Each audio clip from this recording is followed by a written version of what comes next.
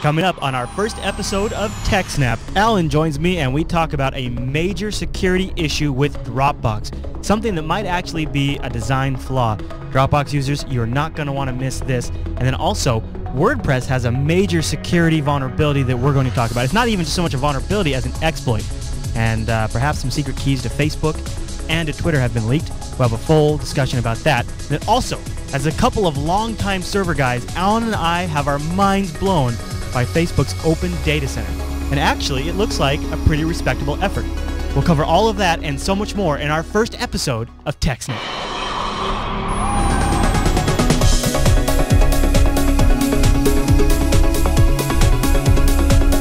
Hi there, everyone, and welcome to the first episode of TechSNAP. What is TechSNAP?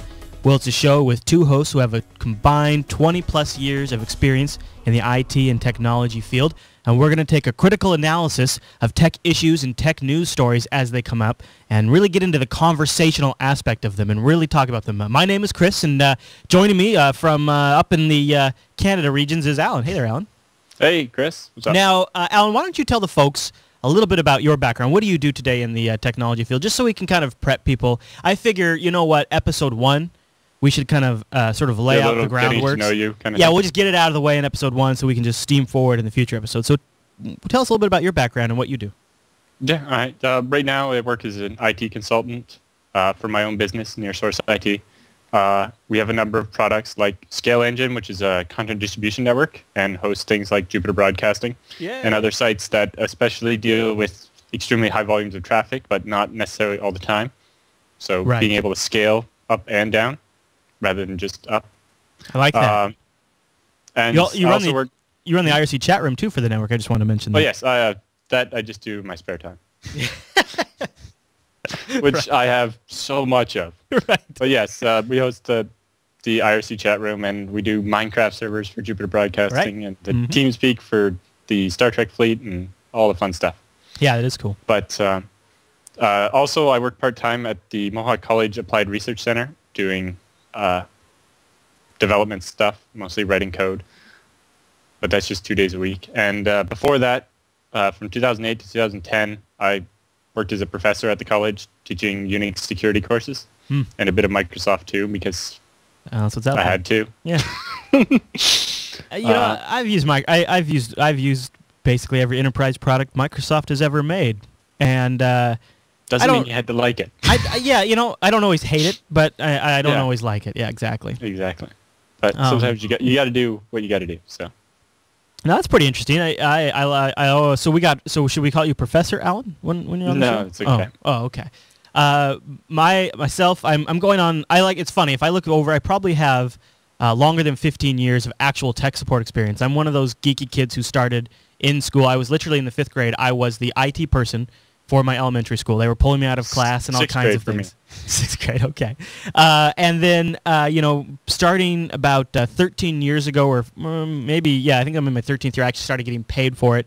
And I've gone in, I've done small business IT work. I've done large enterprise IT work. I've done, now what I've primarily done, I think for the longest stretch, is contract IT work. I'm a contract IT professional who's now out on my own doing that kind of thing. But I've worked with various companies over the years. And, of course, these podcasts. So both of us have sort of, just over the course of a couple of years now, I think, chatted in the IRC chat room over tech topics. And we said, we've got to get together and do a show. And, Alan, you've got a great blog, too, that kind of was an inspiration for a jumping point called appfail.com. Yeah, I started that, I guess it was 2 years ago now. I was just like, sometimes I see things. It was actually... one of the things that got us to start Scale Engine was we looked at Identica when it was first starting. Sure. And they were having scaling problems, so they moved to this cloud hosting provider, and immediately everything broke. So you had to, So that was like one of our first articles was, hey, look at this. And so we installed Laconica, which is the Identica software, and built our own. And in the process of doing that and figuring out how to make it scale properly, we basically invented Scale Engine. That's funny. Yep. Combined a bit with, before that, we've been hosting the forum for hackintosh.org, people that make the hacks for the iPhones and so on. Yeah, I've been there. Yeah. they had huge scaling issues. And at first we were just using a bunch of servers in Apache and trying to scale out. Throw hardware at it. Working very well. Yeah, we threw hardware at it, and it still wasn't being enough.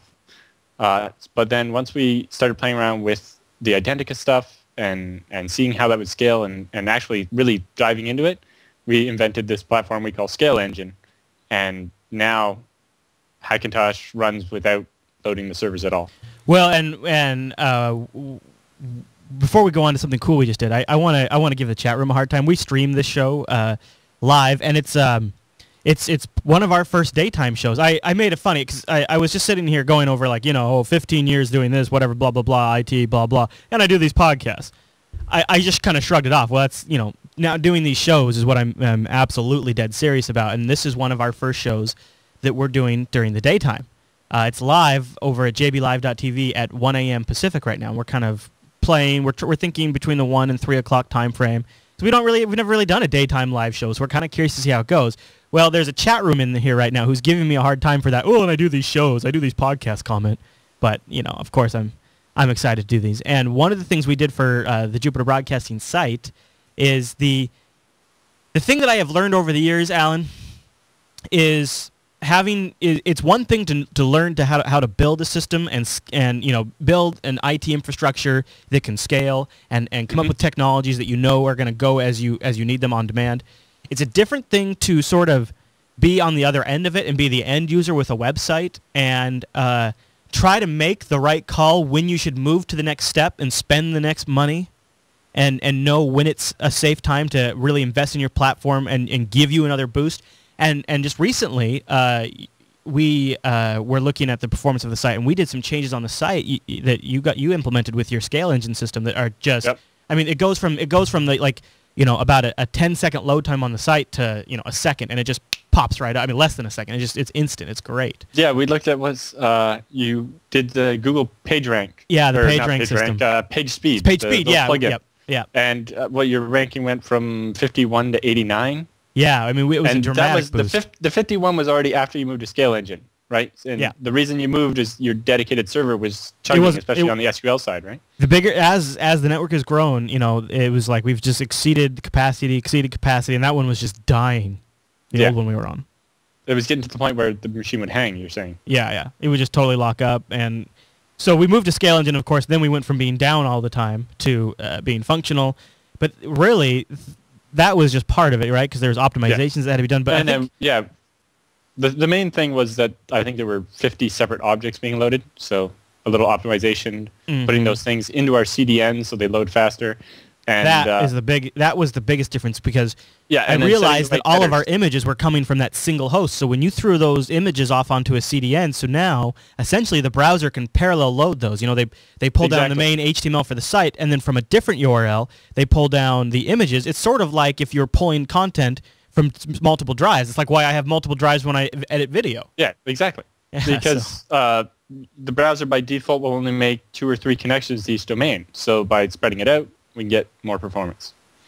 Plus, we do a bunch of other magic with headers and such so that things like the CSS, normally your browser sets it so that it'll cache it, but each time it goes to load the page, it'll call the file anyway to see if it's changed. But if we say this file is guaranteed to be good for the next hour, then it won't do that. Right. Or if it's a picture, you can say this picture isn't going to change, so just don't ask me again. Yeah, just keep it. Hold on. You're good to hold on to it for a little bit. Yeah, it's like it makes a huge difference on the performance of the site. Oh, yeah. Oh, man. Loving that. So we have a couple of, we have more than a couple really meaty topics that we're going to get into today. And they all kind of, well, not all of them, but 95% of them turned out to be really security heavy. And the show's not necessarily going to be really security focused. But then again, we don't want to be afraid to shy away from talking about the really technical aspects of security issues. Because we figure either A, you can follow along and you'll enjoy that, or B, you can kind of do like what I do with that radio show called Money Talk, where most of it goes over my head, but via like osmosis, it begins to set in and I kind of begin to be able to follow along and I can look things up. So I'm hopeful that you guys will enjoy sort of the in-depth technical discussion we're going to go into. And I tried to explain the broad strokes of it too. Yeah, definitely, and we'll cover those. But check out some of these topics we're going to talk about today, guys. We've got a kind of a big hack that happened over at WordPress, and sort of the ramifications are not just had the information exposed, but Twitter and Facebook did too. And then we've also got a Facebook topic kind of going on from that. There's also a massive SSL story that Alan's going to share with us. And then towards the end of the show, probably the one that I think everyone's going to be the most interested in, that's why we stuck it at the end, is a really epic series of 2 Dropbox stories that might make you sort of re-look at the Dropbox service. And I say that as probably someone who lives in Dropbox. Yep. So you want to stay tuned for that because it's going to be an interesting kind of rundown of what's going on over Dropbox, and possibly you're maybe not as private as you thought you were. And we'll get into that. Yep. But I'm a big WordPress user. JupiterBroadcasting.com runs on WordPress. My personal blog runs on WordPress, and I've set up WordPress blogs for clients. So I always am following the events in the WordPress world. And when I heard about this security vulnerability that recently, it was actually an incident, not so much a vulnerability that happened over at WordPress. And the main WordPress.com site that does all of the hosting of some big high-end blogs like TechCrunch, yep. and a few other really big ones. This hack was mostly targeted at their infrastructure. They actually hacked their servers. The exploit wasn't actually a problem in WordPress itself. They were going after these guys, and it came down to, right, isn't the brass tacks, it came down to a password issue?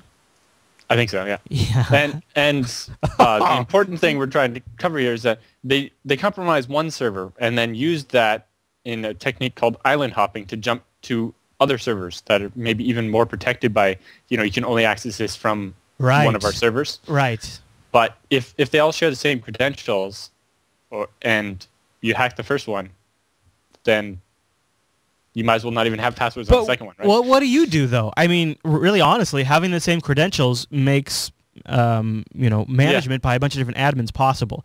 If every box you have in a large environment has its own username and password, it just almost becomes impossible to manage that. It does. Keys help a lot, and making sure you never put the keys on the servers. Right. Because, sure, all right, it takes my key to get into the first server, but then the first server can get to every other server with no controls. Yeah, security based around the concept that you're safe if you're from a server is not necessarily a good concept, really. You almost need like a third-party management station. Just because you're inside our LAN, you must be valid. Trusted. Yeah, you can't be trusted just because you're on the LAN. And that's such a fundamental change in your design of a system. Like I literally just built out a server environment behind a single machine with a whole VM systems behind it, and they all kind of basically work on the presumption that if you're on the VM LAN, you're trusted.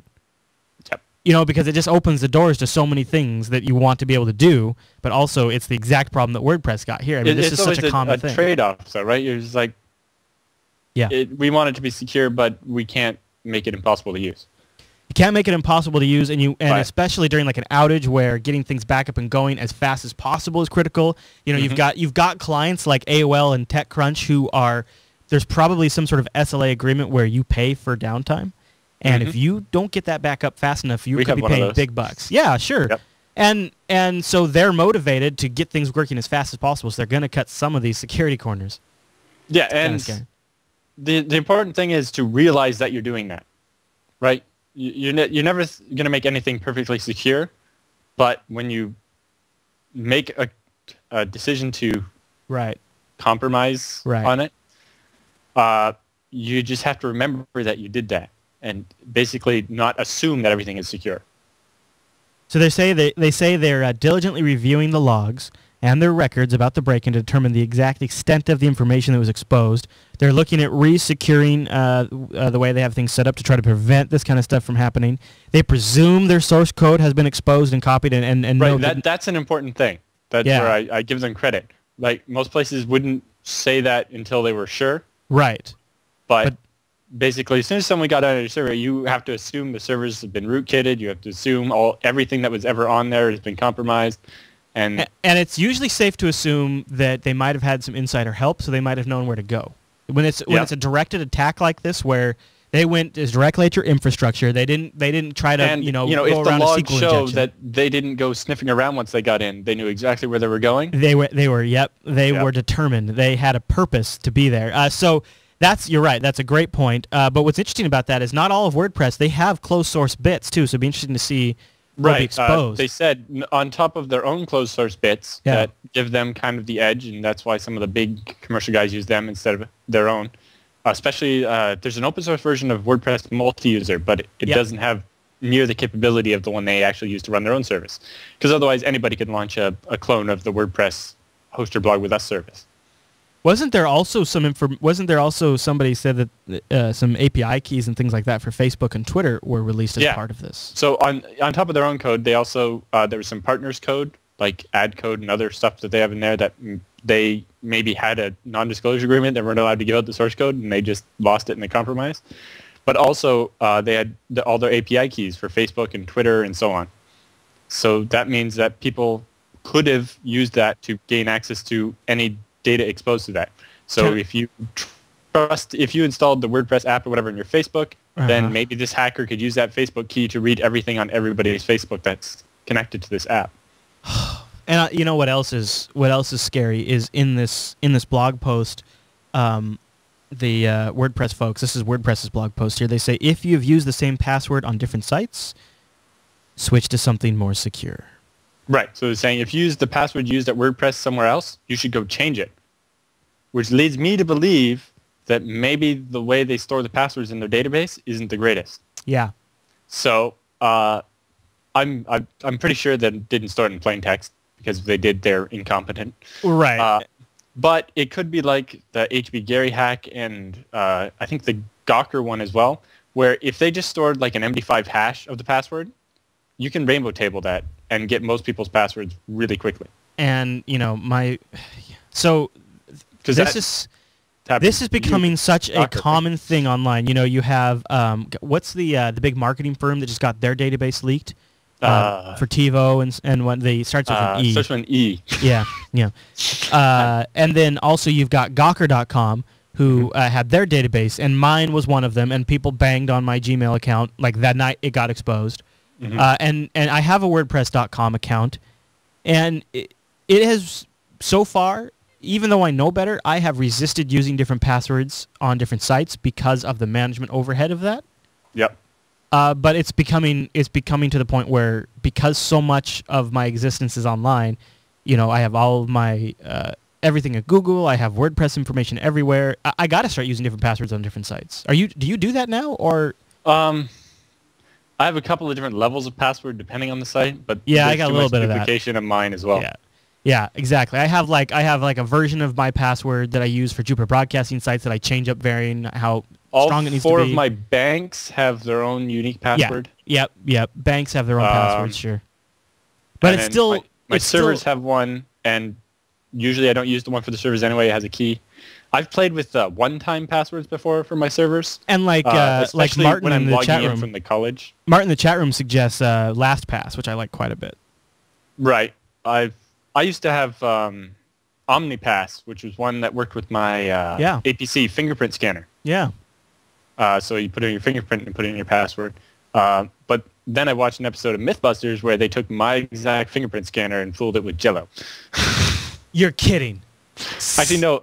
They fooled a different one with Jell-O. Mine was the hardest. They had to take a photocopy of the fingerprint, enlarge it, and then etch it on circuit board, and actually get like the raised bumps and use like. They wouldn't say exactly how they did it because it was so complicated, but they fooled a number of different fingerprint scanners with everything from just a photocopy of the fingerprint that they licked so that it would be conductive, to Jell-O molds, to making like PCBs that actually had like the fingerprint grooves on them. Yeah, nice. But either way, they managed to fool every fingerprint scanner they come up against. If you are like me and you sort of hate the idea of relying on a browser plugin to manage all of your passwords for you, I'm doing it, but it bothers me. I've mentioned this site before, but check out supergenpass.com. It'll give you a little bookmarklet to generate a password for the website, and it'll use part of the URL to generate a hash of it. And I mean, it's just a really great little service, and they also have a /mobile version. So if you're out on the go and you need to generate a password for yourself, you can go there and do this. Right, that's a convenient way to do it, right? It's your secret password plus it's exactly the website URL hashed, and that way you can easily recreate the password right? All you need to know is your original password and the site name, but you get this unique password that you don't have to try to remember, right? It takes out the hardest part of dealing with passwords, Right. is trying to remember the things, right? When they get really random, they're hard to remember. Right. So if you make it based on an algorithm that you can recreate, it works kind of the same idea as the one-time passwords that you use Right. sometimes. And so you just have to remember your master password. So you come in here with your master password, and then you also give it the URL, and it combines the two. So all you really have to remember is your master password and the website that you needed to create the password for. You can, with those two things combined, it'll give you back your password. And it's just a math algorithm. They don't store it on their side. So that's a really great little tool to be able to accomplish that, and that's supergenpass.com. If you think, I'm wondering what hashing algorithm they're using, and if the string that you're using to generate it is anything more than just your password and the site name. Because if it's just a straight MD5 or SHA hash, then you run into the rainbow tables problem again. Says that SuperGenPass uses a hash algorithm to transform a master password into unique, complex passwords for websites you visit. They don't say how they do it, though. Right. I can check the FAQ. It might say in the. It's just if they put enough structure and other stuff into it, maybe it would make it long enough that you couldn't rainbow table it. Here's what it says. It says they use a SuperGenPass uses your not that shot, Chris. This shot. SuperGenPass uses your master password and a domain name with the website you're visiting as a seed for a one-way hash algorithm base 64 MD5. Mm-hmm. So now that I know that, I can go and generate a rainbow table based on that. Yeah, that's no good. Especially if I know the name of the site, right? But see, people don't necessarily know that you use this to make it. For example, if everybody that was at Gawker used this, right? Well, yeah. When you hack the database, you would take. But they'd have to know you use this. You know what I mean? It's like yeah. But right, if they did, it's not then they would eventually be able to get back, right? Because they would just take every possible password, semicolon, Gawker or whatever. You could just run them all through this just as a test. Yeah, and then you'd be like, oh, look at all these ones. Now I have their original master password. Yeah. So then I can take that and use that plus the other site name and get into the other site.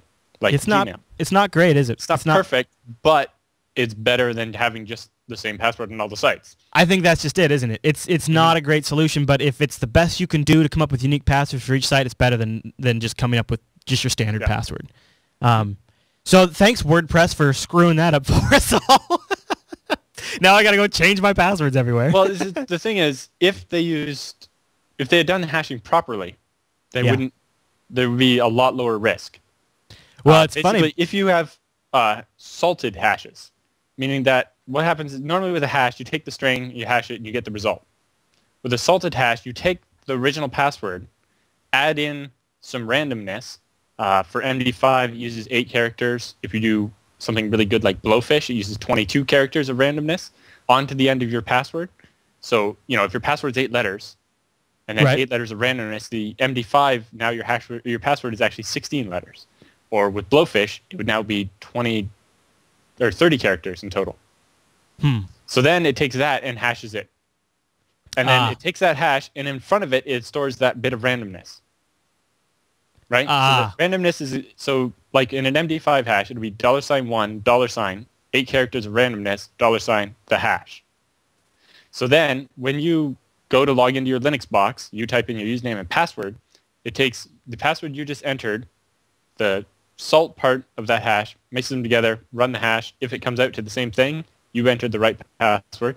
If it comes out to something different, you entered the wrong password. Right, so it never knows. That's how Linux checks if you enter the right password without ever knowing what your password actually is. Right, I love that. So if someone steals the password file, they can't tell what your password is. Right. They could still brute force it, but because of that salt, that means that even if your password is 1 character, they have to start at 9-character passwords.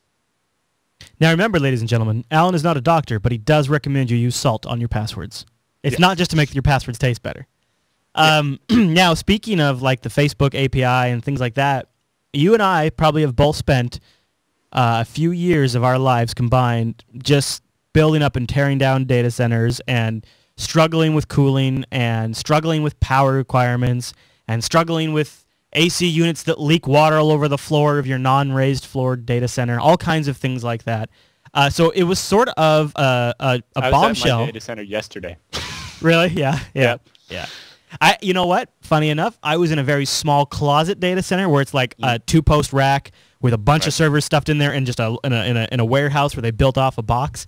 And I stepped in there. It's one of those things where I open the door up, and it's like I'm just like blasted with heat because the AC unit had been down for days, and we lost 2 drives in the sand. So that's awesome. Yep, I've had the same problem where the data center, I had never been there. I was just renting. I just shipped my server there, and they co-located it or whatever, and they had insufficient cooling, and it ate 3 of my hard drives.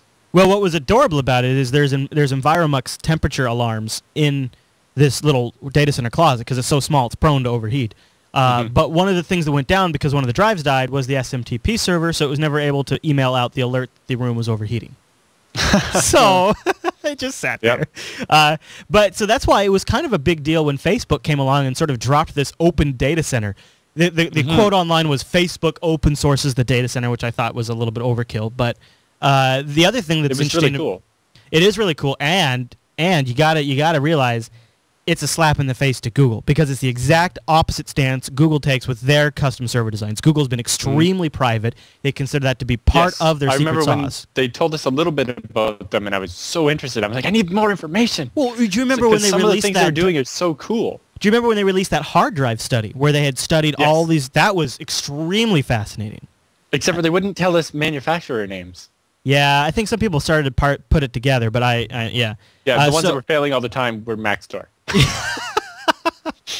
So Facebook came out, and they've just they're putting it all out there, and they're sort of putting out the nitty-gritty details of their custom designs. They're not going out and like buying 2U Dell servers and throwing them in a rack. They're actually like custom design motherboards, and they didn't just tell you what the motherboard is. They give the exact specifications you would give to a motherboard manufacturer to say, make me 100 of these. Isn't that something? So they've obviously learned to scale at the level of servers that they need. They just have to have complete custom control over them. And they've gone through and they've completely customized the thermal solutions for them, the power solutions for them. Alan, do you want to talk about some of those aspects? Yeah, a little bit. They took off every component off the motherboard that uses power that they don't need because power... heat. Right. Not only that, but just saving electricity means they can do it. Right. They do a lot of cool things, and they do a couple of things opposite of the way Google does them. Oh, really? It's interesting. And the other thing is they open source this not just because they want to share and they're nice. They want you to tell them what they're doing wrong. I like that. It is like a two-way collaboration. What other ideas? What ideas do you guys have? What are we doing that we can improve on? What are we doing that's wrong? What do you guys think? Right? And this is where open source comes to life. This is where all the magic happens. Yeah, that's where their open source angle is they do want people's input, and they have a website up called opencompute.org, and they have they're really behind this idea. And they have a great video up there too that shows just a ton. I've been playing a little bit of it while we talk, just show a ton of really nice visuals. They claim that they have that they're 38% more efficient and 24% less 24% less expensive to build than traditional servers. And if you're watching the video version right now, you can see them assembling together the bits and pieces of what looks like... One of the interesting things here is that it's not an enclosure. Right. Like the top stays open like that. Which kind of flies in the face of what I thought of what you needed for airflow. Exactly. Well, it's because their airflow, they have a different solution for that. Because I remember with the IBM servers I've worked with before, they have a big sign that's like, don't take the lid off while it's running because it will overheat and die. Well, and like in the case of a lot of servers, they'll kick their fans into overdrive when you open the case up because they're trying to, compensate for that. Yeah. But yeah, unlike a traditional server, like at my old data center, we had what was called hot aisle containment, where we basically put pairs of rows back to back so that the cold air gets sucked in the front and blown out the back. Sure. And the aisle between the two backs of the rows of racks was sealed off with a door and everything. Oh, nice. So all the hot air was trapped and it would go out a vent. It would not mix back with the cold air from the air conditioner. Behind a server rack, for those of you who've never had the sweet, sweet, lovely privilege of being behind a server rack, it's very hot, especially on a full rack. I mean, you would be surprised at the amount of heat. And one of the issues is when you have a lot of server racks, that all of a sudden becomes like this wall of heat that just eventually starts consuming your server room. So that's a really nice, efficient way to get rid of it. Right. And so with this setup, like literally you'd be standing out in the room and it's like 17 degrees Celsius. It's like literally chilly. And then you open this door and all of a sudden it's like 45 degrees Celsius. You know what's like, interesting, oh. Alan, is you were mentioning they did a few things different than how Google does them. I'm reading over this. This is kind of a fascinating one. You have here in your notes that their power supplies have an AC feed and a DC feed from a UPS backup. But this is different than how Google does it, which places, and I didn't know this, a separate DC battery for each server. That's, if you think about how many, Google has, some people have rumored like 20,000 servers plus. Right, yeah. So like if you look at one of those it's a lot of smaller batteries. UPSs, they have a battery that's about this big. For every server. That thing, yeah. And that's excessively wasteful. Well, I mean, I realize they need it for their scenario, but here's what I found. If you think about it, with a regular UPS solution, what you're doing is you're taking the AC power in from the main, from your utility, converting it to DC to store it in the batteries, and then the power goes out. You convert that DC into AC, to feed it into the power supply of the server, which converts it back to DC, and then feeds it to the motherboard. I do like that it looked like Google was feeding the DC feed directly from the battery and power source to the motherboard. What they did, they went to, I think it was Gigabyte they used for their motherboards, and they spend an extra like $1.50 in components on each motherboard. Yeah. And the UPS battery goes in the chassis with the server and plugs straight into the motherboard. That's pretty cool. Yeah. They find this more efficient because you're not, because they're crazed with efficiency, right? They're spending all this money on efficient power supplies. But even with that, you're losing efficiency storing it in the battery and storing it over time and topping up those batteries. I've purchased IBM x86 servers that take DC feeds directly. Yeah, you know, you can do that. Why do we not why aren't all servers just shipped with DC feeds? I don't understand. I mean, if the internal components it costs a lot to have a giant transformer in and it takes up a lot of room. I'm not entirely sure. Oh, that's true, because you have to supply them the DC power. Yeah, you'd have to convert the AC from your utility into DC to feed it to the thing. And there's the chance that breaks and that takes out everything. Yep. Right? That's exactly it. Yeah, good call. That's right. But the other weird thing with Facebook is their power supply provide only one voltage. Yeah. Your typical power supply does like 10 or something like that. Yeah. Right? You got 12 volt, 5 volt, 3.3, 1.5, and all these other ones.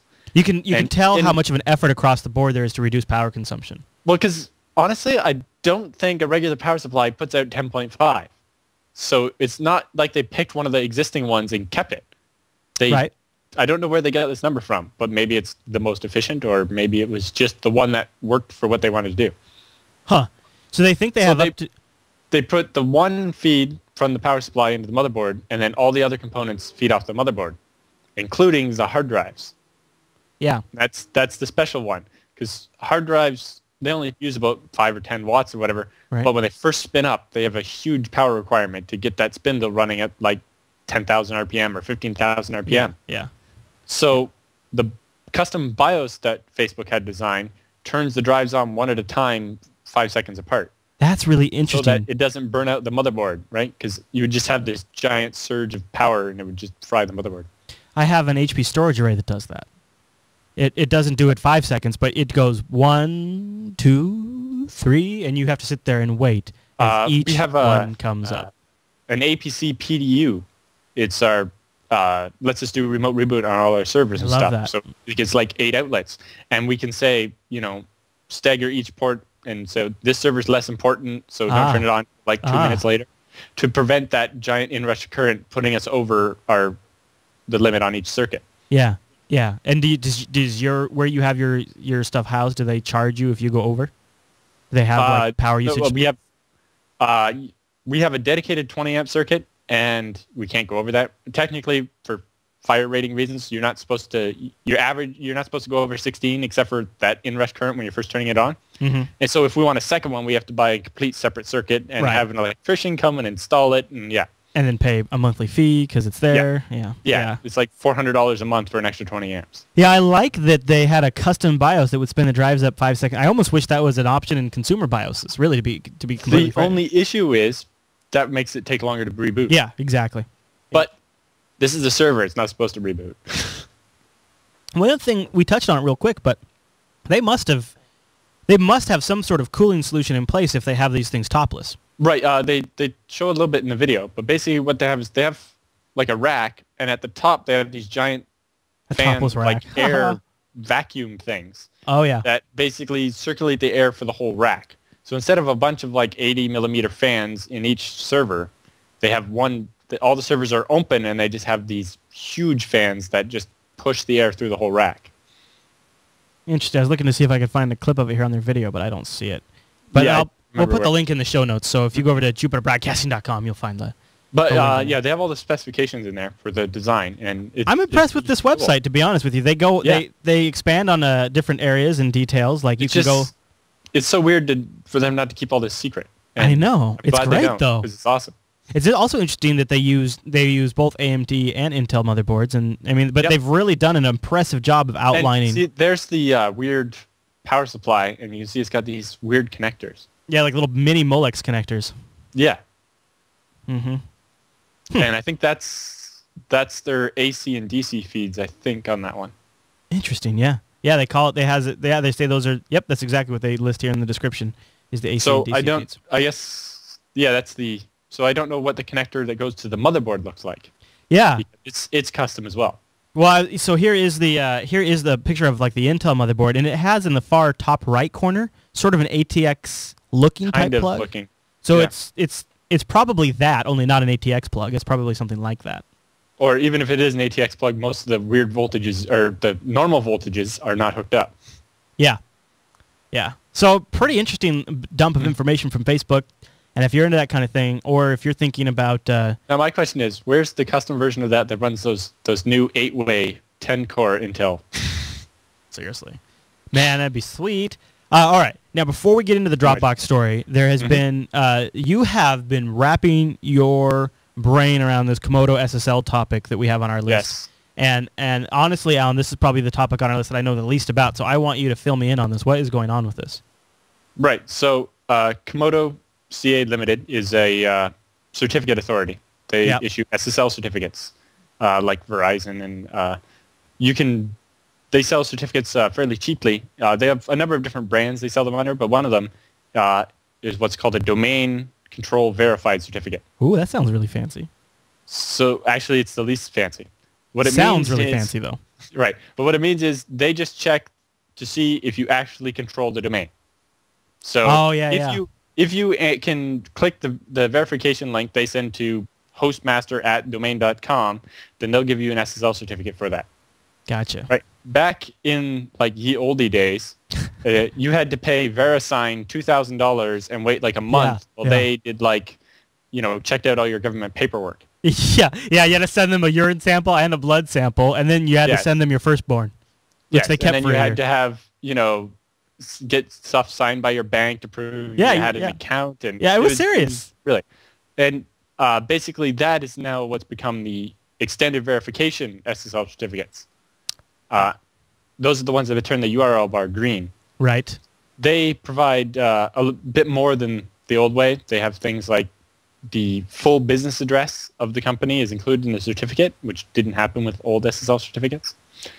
And most importantly, to be trusted to do EV-SSL by the browser manufacturers, there's this whole list of specifications and so on.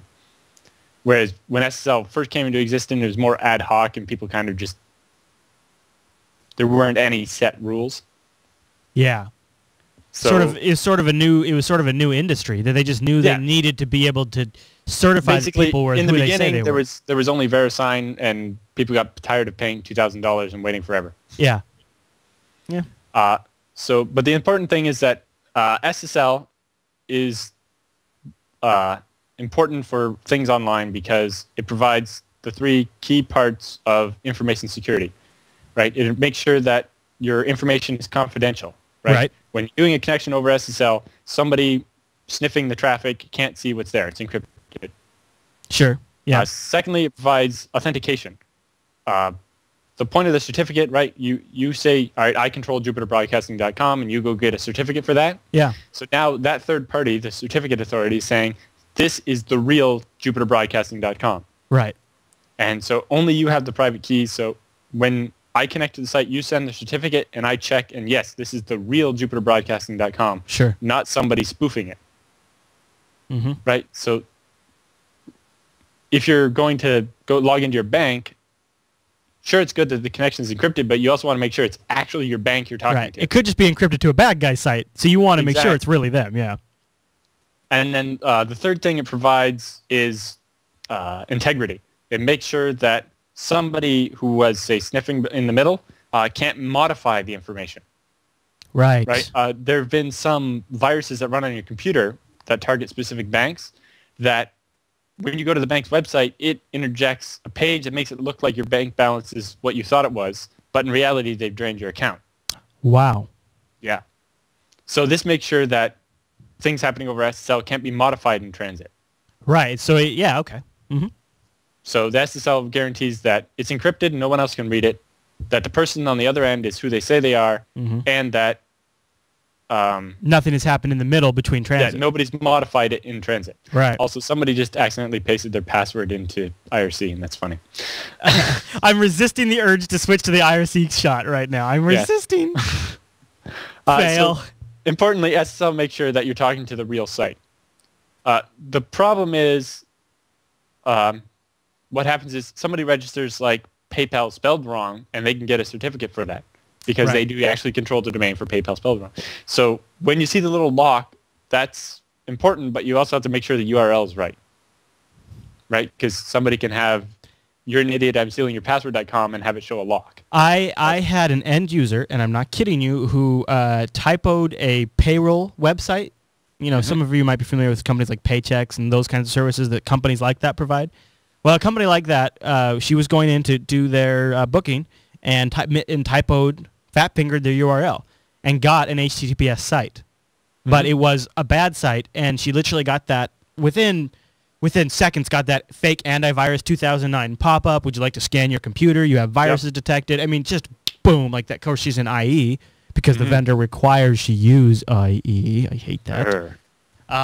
So, yeah, I mean, you do want to make sure that you can verify that they are who they say they are. Right. And so you have to look at the URL, not just look for the lock. Right. Because another sneaky thing a bunch of sites have done is not do SSL and put the little lock icon as their favicon. So it shows them the URL bar with a little padlock. That's adorable. Isn't that cute? Yeah. So there's been like a is the Komodo find a flaw, or was there a flaw found with Komodo's certificate? So I'm not sure if Komodo found it or if somebody told them about it, but they came to realize that someone had logged in as one of their resellers and issued certificates for google.com, mail.google.com, login.skype.com, live.com, Yahoo Mail, a bunch of other sites. And according to this news article, the people that did it, that logged in as that reseller, were Iranian. Yes, they were in Iran. Oh boy. So because of what they targeted, right? They weren't regular cyber criminals. They didn't target like bankofamerica.com. Right. They targeted these, and so it seems like what they were after was being able to do a man-in-the-middle attack. Right, because that's what you would be able to get, because you would have a real certificate that says I'm actually google.com. Yeah. And so you could just redirect people to your fake site and make it look like the real one and steal their passwords and see everything they're doing. Oh boy. So basically what the problem was is the way the Komodo system worked, they relied on the resellers to verify that the person controlled the domain and then just asked for Komodo for the certificate. So they relied on the reseller to verify that the purchaser was legit? Right. And so when one of the resellers' accounts was hacked, because it only took a username and a password, they were able to issue these certificates for Google without ever actually having it send an email to hostmaster@google.com and make sure this is a legitimate certificate, or this is a legitimate request. How many times do we need to hear about somebody's password? I mean, before the show, in the pre-show on the live stream, we were talking about when Twitter.com had their Google Docs account hacked. And they leaked out their master Twitter plan, and it was just because they guessed somebody's freaking password. Yep. So to remediate this, Komodo has promised to switch to having secure tokens on top of the password. So they'll have two-factor authentication. How novel. Yeah. Well, that's good. Now, if people want to read more, though, you've did a... Yeah, I started out writing it as show notes, and it turned into 3 pages, so I posted it as a blog entry instead. Yeah, over at appfail.com, and it turned into... I mean, this is like 1,500 words explaining the whole thing. How do you like Discuss? You like Discuss, the plugin for WordPress? It was easier than writing my own because this is my own custom blogging platform. Yeah. Based on our CMS. So, yeah. Definitely easier. I didn't want to write my own comments thing when people are like, well, we want to comment. I'm like, oh, all right, Discuss it is. You know what I like about Discuss is we were just talking earlier about moving the website from the old server we were on to the Scale Engine system. And one of the greatest things is we moved everything. We moved the database, and we didn't have to move that huge freaking comments table in the WordPress database. We just had the WordPress plugin for Discuss, and it brought in all of our comments again. So I've actually been pretty happy with Discuss. I didn't mean to just derail us there, but I just noticed it on your site. So the important thing to take away from this compromise is that Komodo accidentally issued certificates for Google, and what the Iranian government could do to their citizens, or what someone with a laptop could do by going down to the local Starbucks and setting up a rogue access point, is hijack the DNS so that when you sit down at Starbucks with your laptop and try to log into your Gmail, you get what looks like real Gmail and has a real Gmail SSL certificate, so it's completely valid, but it's not the real Gmail. God, that's freaky. This is not supposed to be able to happen, but it did. It did. So now, not only do they have access, because they have the certificate, they see the unencrypted version of your Gmail username and password, but they see everything you send back and forth to Gmail. So they see the emails you read and the emails you write. And my because now they have your email, right? The email is the key to like everything on the internet. So they have your email, so now they just go over to Twitter and say, I forgot my password. Yeah, I want to change my password. Send me a verification. Zap to your Gmail, right? And then your Facebook, and then your bank maybe. I don't know. My bank doesn't. You have to call them and give away all your personal information to get your password reset. Yeah. But if I just hacked your Facebook, guess what? I can see what your birthday is, what your mother's maiden name is, all this stuff that's supposed to be secret, right?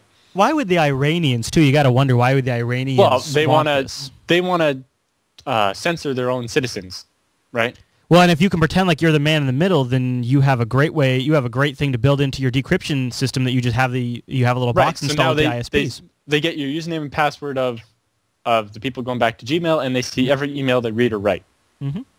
And the person, because once you can open up that SSL and you can just read the contents of it right there, and then you've got it. So they might as well be doing it with you standing up behind them, reading everything on the screen.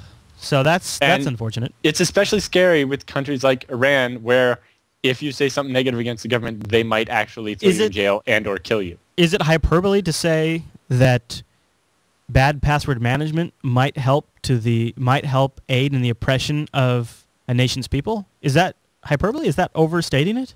Or is that what just happened? I don't think so. It could have just happened.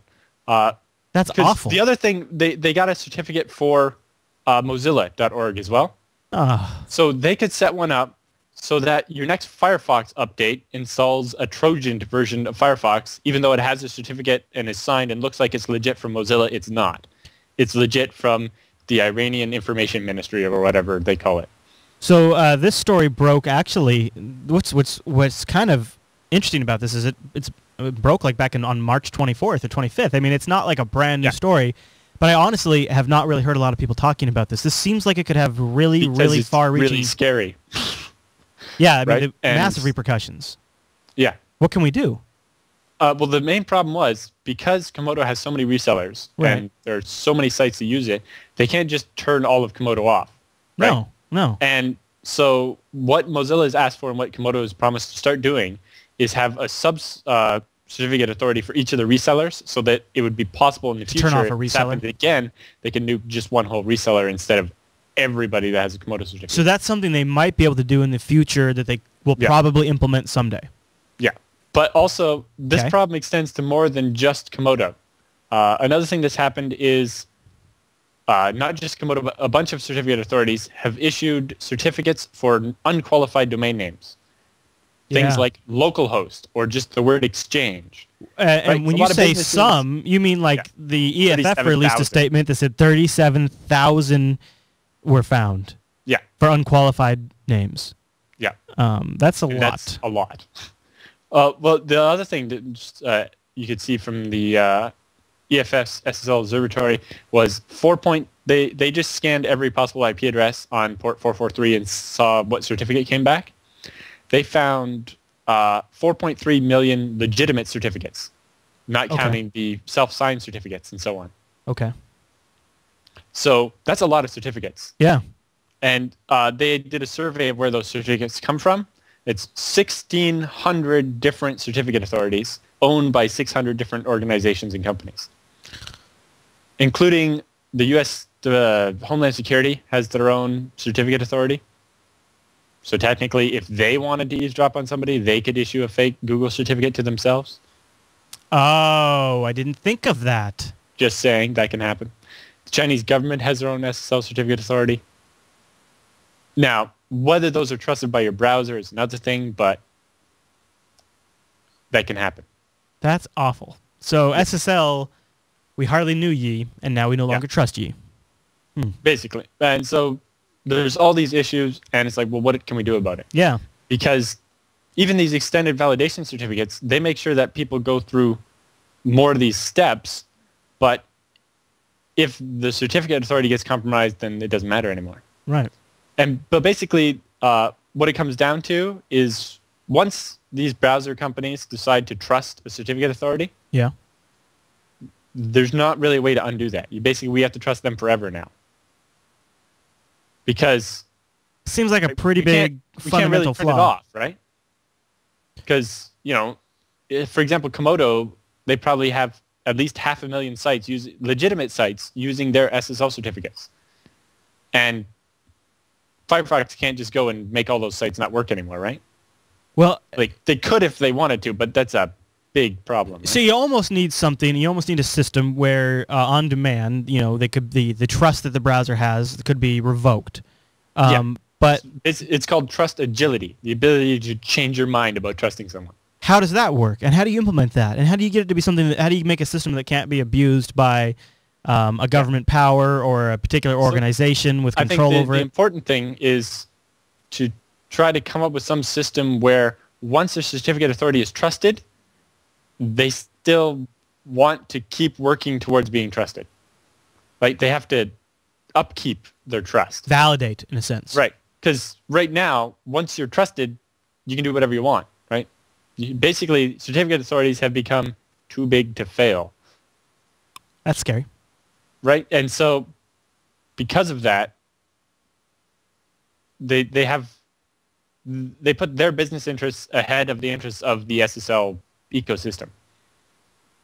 Right? They'd rather take the money and issue a certificate for the word exchange to a bunch of different companies to use for the exchange server instead of demanding that they have a real domain.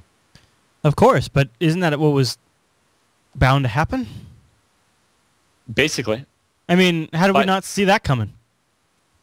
So yeah, the companies, once they're trusted, they don't care anymore. Yeah, I mean, they're in. They're in like Flynn. Mozilla has this big document explaining all the steps you have to go through to prove you're trustworthy enough to become a CA. But once you are, like, no one's ever been thrown out before. Really? I don't think so.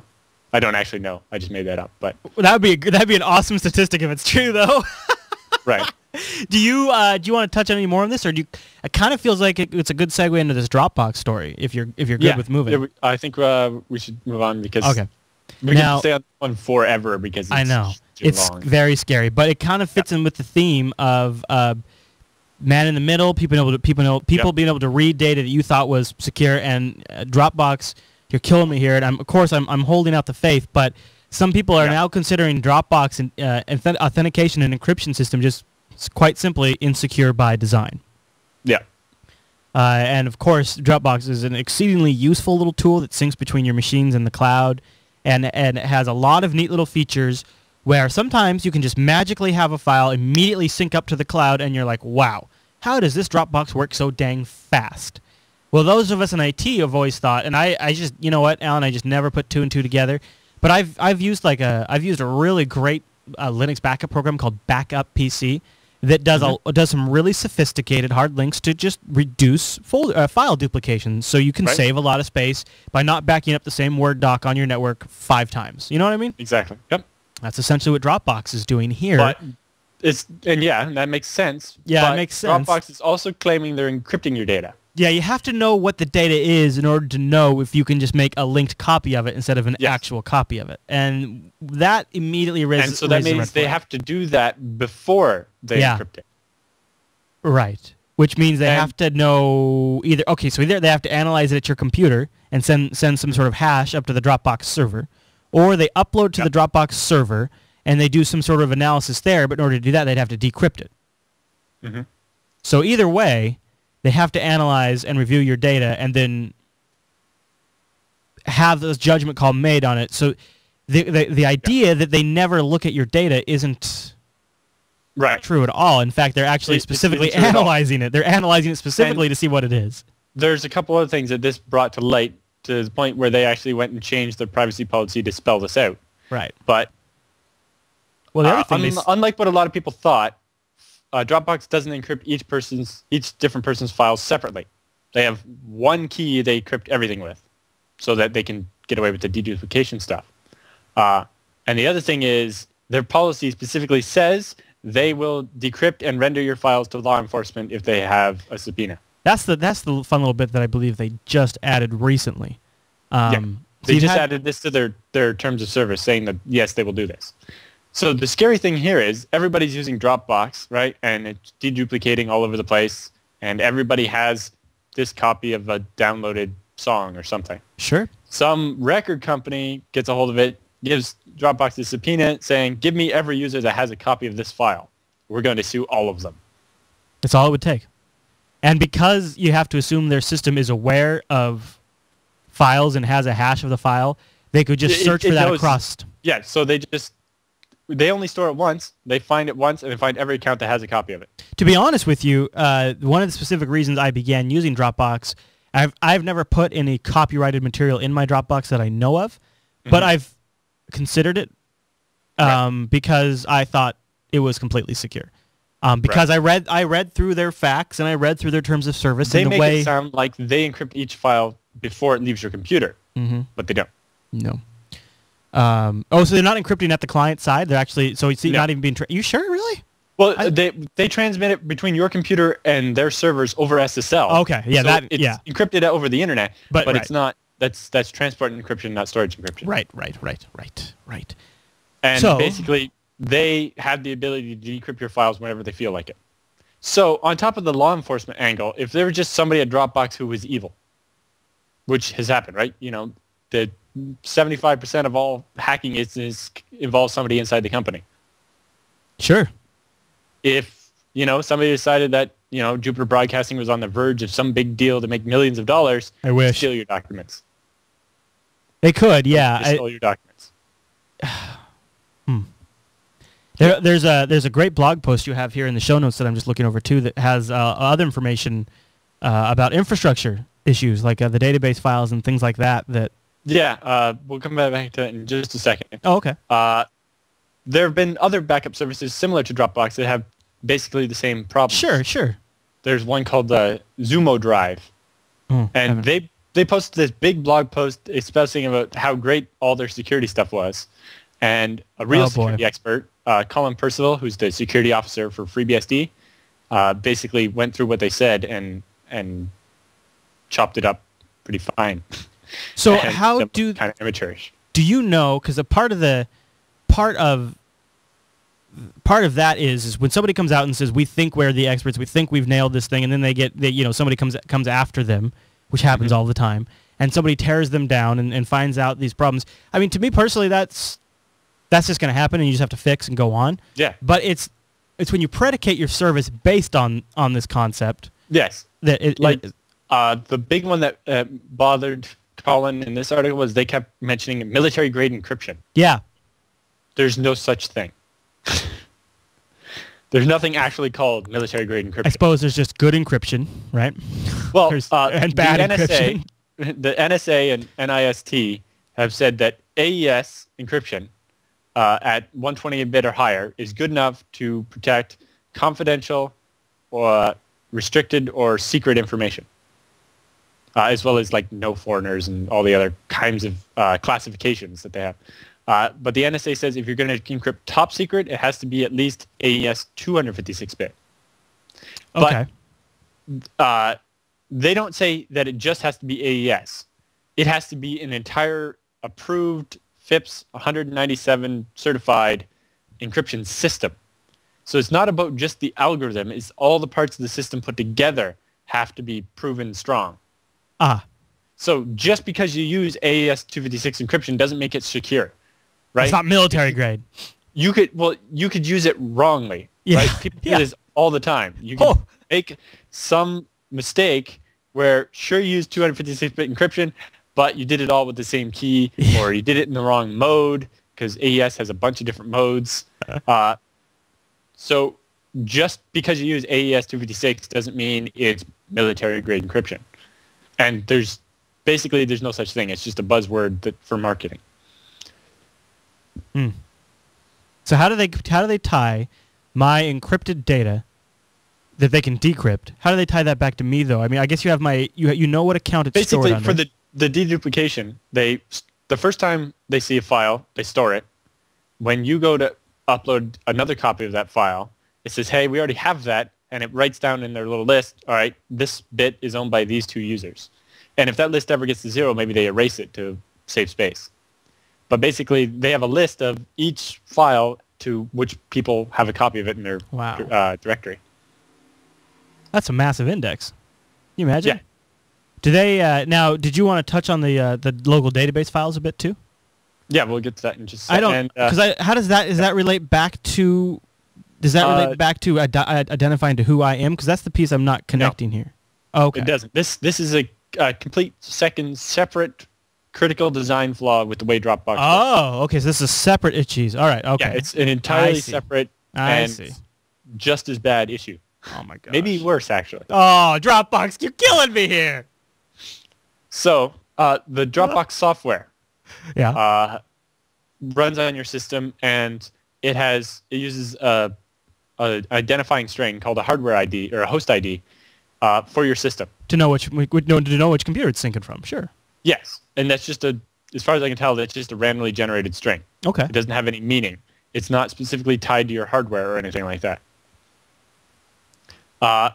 So this information is stored in a config.db file, which is just an SQLite database in your roaming user profile in Windows, or in your home directory in Linux or Mac. Right. And if someone manages to see what your hardware ID is, they install Dropbox and put in that hardware ID, and now they can access all your files. Oh my goodness! Are you serious? Without needing your password. The thing that makes this worse is that if they do this, compromise your thing. So you're like, all right, my machine's been compromised, so I'm going to reformat it and reinstall everything to make sure there's no trace of this left. You reinstall Dropbox, same host ID, or even a different one. The old host ID still works. They still have access to all your Dropbox files. You change your password at Dropbox so that no one can access it anymore. They can still access it because of that host ID. Yeah, I've noticed that like if I change when I change which I rotate every now and then my Dropbox password, I've noticed I've never had to re-enter it in any of the clients. You never have to re-enter it into the clients. They use that unique ID to do that, huh? Yeah, and once somebody has that unique ID, the only way to stop them is to go into your Dropbox accounts, buried in the settings somewhere is a list of all your hosts, and you can remove old ones. But if somebody gets one of those old ones and you don't remember to remove it, they have access to all your files forever until you remove that from the list. The number one Even feature... if you change your password or reformat your computer or anything. Oh, boy. The number one feature I want in Dropbox is my data to be completely and absolutely safe. Yeah. So what we've got here is we've got a shared encryption key amongst all data. Yep. You've got a predictable way to recreate a user's identification and then sync down their data, assuming you have access to that unique ID. I mean, these are two major design flaws. Now, they might not be all that exploitable, right? Someone would have to somehow hack your computer, and they would have access to the files anyway. But the important part here is with this, they would still have access after you fixed your computer. And they'd have access to all future updates. Yes. And the main thing is that changing your password doesn't solve it. So really what Dropbox should do is maybe change it so the host IDs are some hash of the password plus, like we talked about for those secure passwords at the beginning of the show. Yeah, yeah. It's your Dropbox password plus maybe some random bits about your computer to make it specific to that one device. But the problem with that is if someone's writing a hack, they're not using the Dropbox software, and if they know what it is, they can still use it. But anyway, if the host ID somehow includes a password in its hash, that way when you change your password, all the host IDs are invalidated and you need a fresh one. The other thing they could do all it means is that if you change your password, you have to enter that password into all your devices again. Right. It's a small usability trade-off, but it means your data would be more secure. It's one they tried to avoid. The other thing they could do that would help mitigate is provide you some tools. Like if you could revoke a host ID completely so that it's never allowed to be synced. You can do that. It's just buried in their website somewhere. Right. But the other thing you can't do from that site where you go in and remove the settings is you can't instruct the Dropbox client on that remote machine to remove all data. You can unlink it, but the data it has remains. And I would love to be able to go into my Dropbox settings and say, not only unlink this machine, but clear out all of my Dropbox data on that computer. And they need to add that. But you might not want that. Why not? Because if somebody hacks your Dropbox account, they delete all the files in the Dropbox and make all your machines purge it, and you've lost everything forever. They have restore. They have a restore. You're right. You're right. Not if you. That's true. If they had my password, they could remotely purge me. Yeah. So you don't want Dropbox to ever be able to erase files on your computer in case they get hacked. But I also, if they're all your devices, you can go and erase the files yourself. Yeah. And well, they're not. See, I'll give you an example. But if it's some hacker, they're not going to be using the actual Dropbox software. They're going to be using the custom one they wrote that would ignore the delete command. Here's why I want it. I had a work computer, and I had it on there for functionality purposes, and I had to leave the company abruptly, and had to leave the computer behind, and had to leave Dropbox on there. And so my only option is I can turn off syncing, but I can't remove it. It's, my bad for putting it on there in the first place. Yeah. Yeah. But you're right. Yeah, I don't really want because that deleting functionality could just as easily be exploited. Right. So especially since if somebody hacks something on Dropbox, they might not even need your password. They could just send the delete thing to everybody on Dropbox. So what do you think? Now I like the chat room's like Crazy Geek in the chat room is like, so the Amazon cloud storage not looking so bad now, is it, Chris? What do you think, Alan? Do you use Dropbox now? No, I don't use Dropbox. I'm spoiled. I have all these in my own servers, so I just throw my stuff up there myself. But man, what's so nice about Dropbox is it's right there in your local file system. I don't have to deal with large files very often. Most of my important stuff is smaller files. So actually, I keep all my important company information in a Subversion repository. So I have a copy locally, and it syncs to my laptop and my others, and there's a copy on the server that gets backed up by my That's a nice way to do it. But that wouldn't work well if I was, say, dealing with chunks of video like you are. Yeah, for us working on video projects and stuff, it's nice to be able to put like little visual bumps and themes and stuff. There is, SSHFS, but I don't know how fast or stable that is. Yeah, it works. It works okay. Yeah, it's all right. I probably will continue to use Dropbox, but I'm definitely going to second guess. First of all, I've always been a big believer in securing local access as much as possible. Don't have your machine auto log in. If you're comfortable with it, but don't ever lose it. You can set a BIOS level password. Yep. That's always a good way to go. Well, those are easy to reset anyway. Just pull the battery out, wait 5 minutes, blah, blah, blah. But it stops the casual person from getting access to your machine. Yes. And, another thing is have Windows lock your machine if the screensaver comes on. Yeah. Right? You walk away. Have you played with the Windows encrypted file system much? No, I wouldn't trust the Windows one. I wouldn't either. I mean, I've used it on and off. Or whatever. Go TrueCrypt. But if you want, you could use the Jupiter Broadcasting affiliate code and go to ThinkGeek. They have this little device, plugs in with USB or whatever. The other end hooks on your belt. If you walk more than X meters away from your computer, it automatically locks it. I love that. Yes. I love that. So that you don't have to remember to do that. Have you ever used the YubiKey? We should do an episode on the YubiKey sometime. No, I've never seen that. Oh, Alan. Is that like the iron key or something? You're in for a treat. It's a combo. It's a little bit of the ATM sort of take. Password something you have. And it's a nice little system, and it integrates in with LastPass, which is really cool. Ooh. So you can activate and authenticate LastPass by having not only a passphrase but the physical token too. It's super cheap, and I've got one. One of those types of. I have the PayPal one. Oh yeah. Yep. Yep. The I mean, J-Man has one of those for his just- Blizzard account. Yeah. Yeah.